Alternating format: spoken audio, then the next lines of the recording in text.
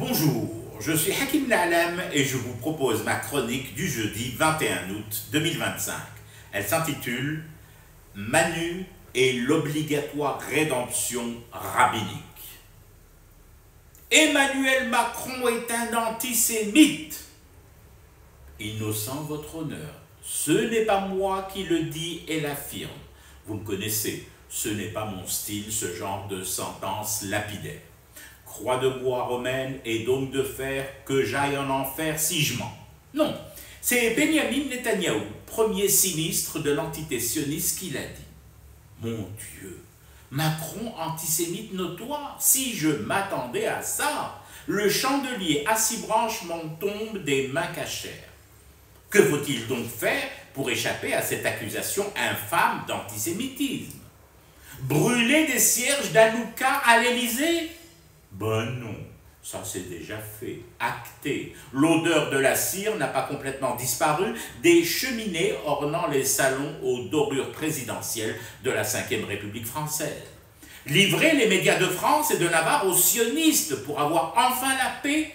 Ben non, ça aussi c'est déjà fait et acté toutes les minutes sur les chaînes d'infos continues, généralistes et même animalières et culinaires. Nous en avons confirmation et validation par le grand rabbin de France lui-même, Haïm Korsia. Habiller la tour Eiffel de drapeaux israéliens lumineux? Non, ça c'est déjà fait, acté, et le contribuable français en a payé plus d'une fois la note, EDF et Engie. Interdire toutes les manifestations pro-palestiniennes dans Paname? Ben non, c'est déjà fait, acté, et des centaines de manifestants ayant brandi le drapeau de Palestine se sont vus condamnés par la justice française. Alors confier les clés des coffres de la Banque de France au lobby financier de Tel Aviv et de New York? Ben non, ça c'est déjà fait, acté, et les chèques signés à blanc et saignés du sang des Palestiniens. Obliger les ministres, les conseillers de l'Élysée et les prêtres de Beth-Aram à prendre un abonnement au dîner du CRIF, voire au déjeuner, au petit déjeuner et à l'after? Ben non, ça c'est déjà fait aussi. T'as même ceux qui, pour ne rien rater, entre deux bouffetances, couchent dans les cuisines et les toilettes pour être les premiers le lendemain dans la file processionnaire, comme les chenilles du même nom et de la même famille rampante et gluante. Convertir Notre-Dame de Paris au judaïsme? Ah, là on tient peut-être une piste, d'autant que la cathédrale a été refaite de neuf, et toute trace d'incendie antisémite effacée de ses murs et reliques.